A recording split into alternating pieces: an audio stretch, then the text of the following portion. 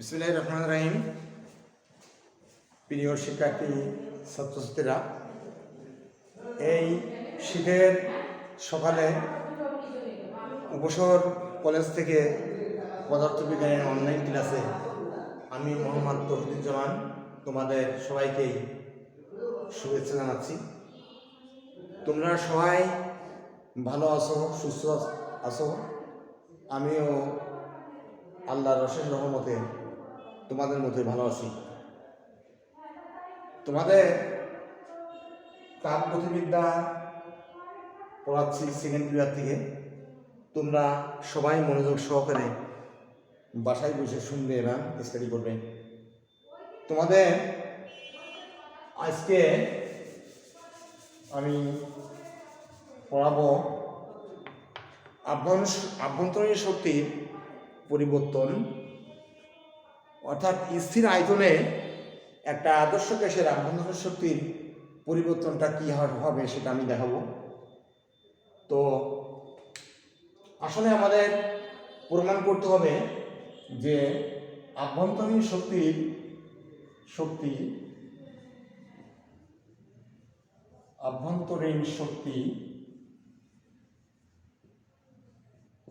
শক্তির বৃদ্ধি DU CB DT, এটাই প্রমাণ করব। তোমরা সবাই মনোযোগ সহকারে দেখবে।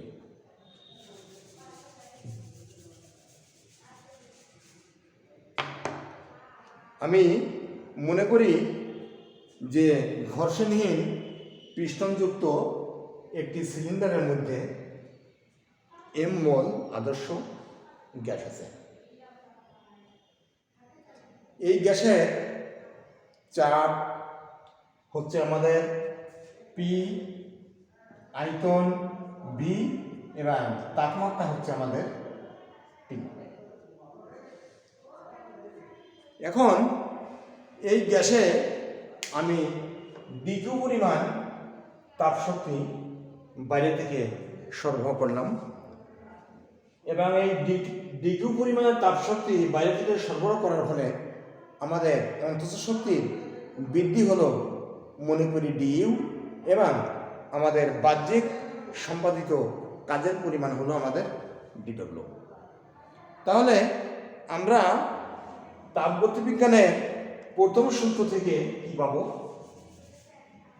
তাহলে কি হলো, আমাদের ডিকিউ পরিমাণ তাপ শক্তি দেওয়ার ফলে আমাদের আভ্যন্তরীণ শক্তি আসলো ডিইউ এবং আমাদের সম্পাদিত কাজের পরিমাণ হলো মনে করি ডি ডাব্লিউ।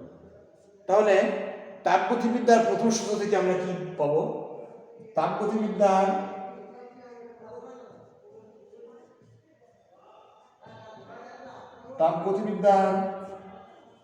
প্রথম সূত্র থেকে আমরা পাই, তাপগতিবিদ্যার প্রথম সূত্রটা কি তোমরা সকলে জানো, যে কোনো সিস্টেমে বাইরে থেকে যদি আমি ডিকিউ পরিমাণ তাপশক্তি সরবরাহ করি, তাহলে সেই তাপশক্তি নিয়ে ওই সিস্টেম অন্তঃস্থ শক্তি পরিবর্তন করবে ডিইউ এবং কিছু বাহ্যিক কাজ সম্পাদিত করবে প্লাস ডিডব্লিউ। তাহলে আমরা সেটাই লিখব যে প্রথম সূত্র থেকে আমরা পাই ডিইউ প্লাস ডিডব্লিউ। এখন এই তাপ প্রয়োগের ফলে গ্যাসের আয়তন প্রসারণ অর্থাৎ আয়তনের পরিবর্তন যদি ডিভি হয়, তাহলে আমরা কি লিখতে পারবো? এই তাপ প্রয়োগের ফলে বা এই তাপের ফলে গ্যাসের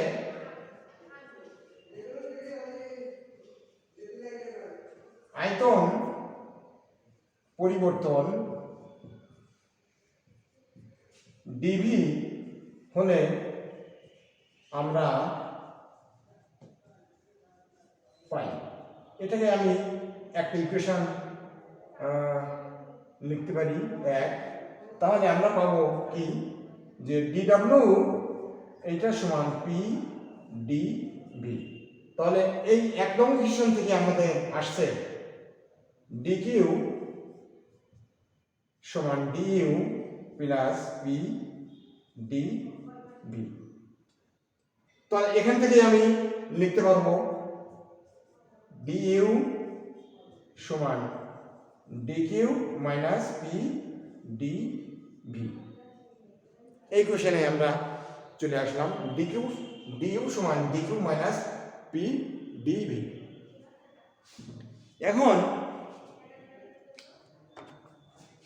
আমি একটু মুছি।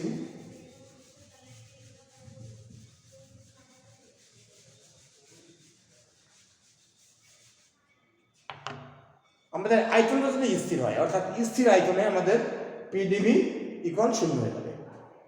তাহলে স্থির আয়তনে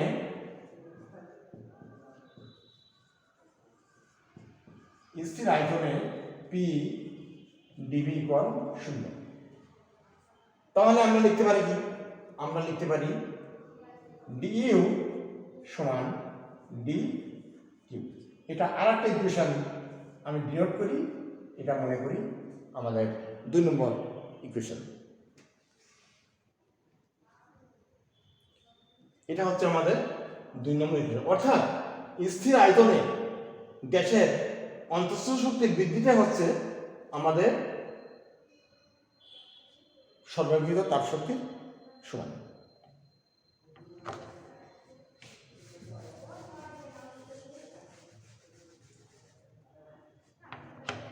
আমরা আবার জানি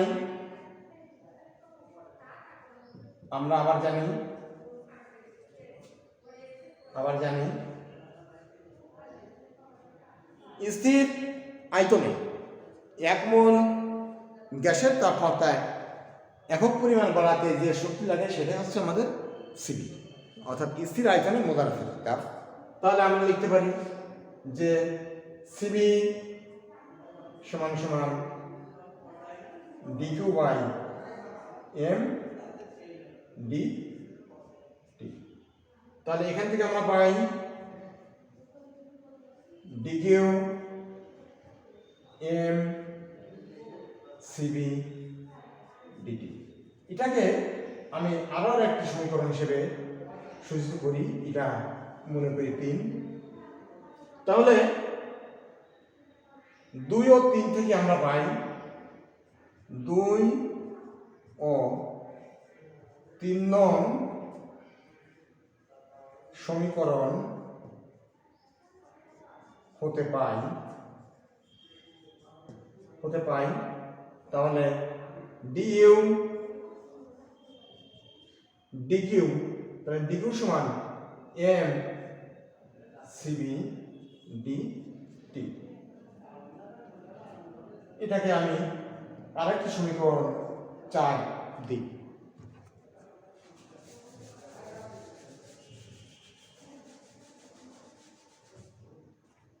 এখন গ্যাসের পরিমাণ যদি আমাদের 1 মোল হয়, অর্থাৎ 1 মোল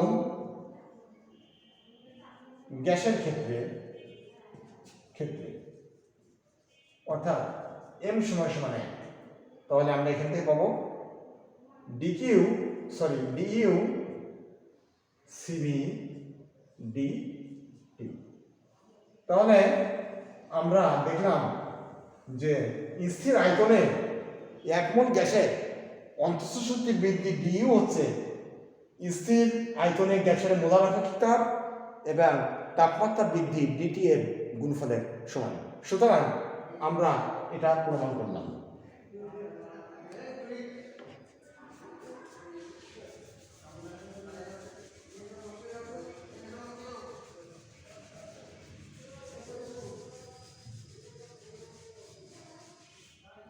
আমি এবার তোমাদের স্থির চাপে গ্যাসের মোলার আপেক্ষিক তাপ এবং স্থির আয়তনে গ্যাসের মোলার আপেক্ষিক তাপের অনুপাত, অর্থাৎ এটাকে বলে গামা, এটা নিয়ে একটু আলোচনা করি। তাহলে স্থির চাপে গ্যাসের মোলার আপেক্ষিক তাপ সিপি ও স্থির আয়তনে গ্যাসের মোলার আপেক্ষিক তাপ সিপি এর অনুপাতকেই গামা বলে। তাহলে গামা এটার সমান সিপি ও সিপি এটার অনুপাত, অর্থাৎ গ্যাসের মোলার আপেক্ষিক তাপ সিপি ও গ্যাসের মোলার আপেক্ষিক তাপ সিবি, অর্থাৎ স্থির চাপে গ্যাসের মোলার আপেক্ষিক তাপ এবং স্থির আয়তনে গ্যাসের মোলার আপেক্ষিক তাপ দ্বয়ের অনুপাতকেই আমি গামা বলি। এবং পরীক্ষা করে দেখা গেছে যে এক পারমাণবিক গ্যাসের ক্ষেত্রে গামার মান 1.67,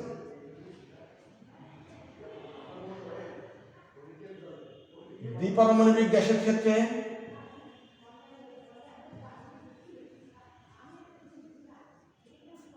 ক্ষেত্রে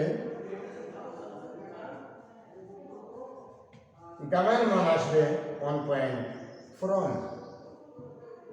অনুরূপভাবে ত্রিপারমাণবিক থেকে বহুপারমাণবিক গ্যাসের ক্ষেত্রে আমাদের গামার মান বহুপারমাণবিক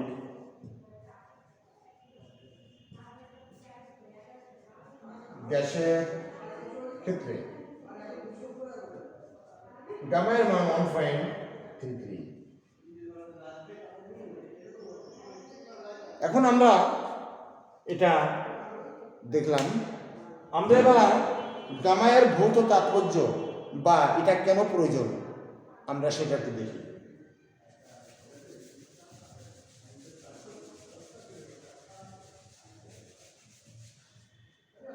অর্থাৎ গ্যাসের মোলার আপেক্ষিক তাপদের অনুপাত গামায়ের তাৎপর্য বা প্রয়োজনীয়তা।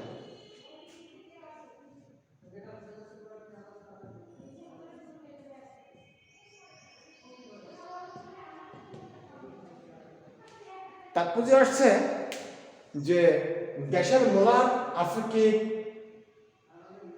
তাপদের অনুপাত গামা নানাবিধ কারণে অত্যন্ত গুরুত্বপূর্ণ আমাদের পদার্থবিজ্ঞানে। তো এটা আমাদের কি কাজে লাগছে? এটা হচ্ছে 1 নম্বরে আসছে যে গামায়ের মান থেকে গ্যাসের আণবিক বিন্যাস সম্পর্কে জানা যায়। গ্যাসের আণবিক বিন্যাস সম্পর্কে জানা যায়, অর্থাৎ গ্যাসটা কোন পারমাণবিক, 1, 2 না বহু পারমাণবিক সেটা জানা যাবে। 2 নম্বর হচ্ছে আমাদের রুদ্ধতিক্রিয়া পরিবর্তনের বেলায় কাজে লাগে এবং শব্দের বেগ নির্ণয়ের ক্ষেত্রেও কাজে লাগবে। আমি আগামী ক্লাসে একটু বিশদভাবে জানাবো। তো তোমাদের সাথে আজকে এখানে শেষ করছি। তোমরা সবাই ভালো থাকো, সুস্থ